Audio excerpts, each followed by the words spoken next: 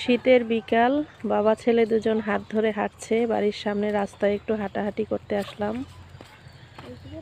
তো শুকনার দিনে গ্রামে ভালোই লাগে, এই যে গ্রামের প্রাকৃতিক পরিবেশ। এই যে আমাদের বাড়ির সামনে একটি খালটা অবশ্য এখন আগের মতো নাই, ভরে গেছে অনেকটা। এই হইলো রাস্তা, মাটির রাস্তা। আমরা ছোটবেলা থেকে এই রাস্তা এরকম মাটির দেখে আসছি।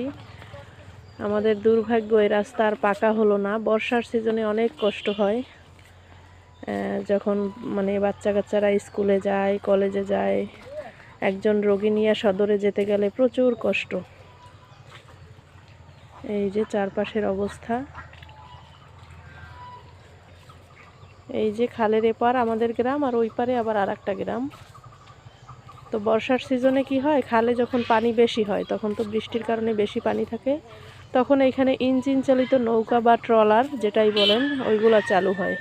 তো যার যার বাড়ির সামনে থেকে শেষে উঠে সামনে পাকা রাস্তা আছে অনেক দূর একটু, সেই পাকা রাস্তা পর্যন্ত সেই ট্রলারে পৌঁছে দেয়। এই কিন্তু ভোগান্তির আর শেষ নেই। জানি না আমাদের ভাগ্যে এই পাকা রাস্তা আর কবে আছে। ধন্যবাদ, সবাই ভালো থাকবেন।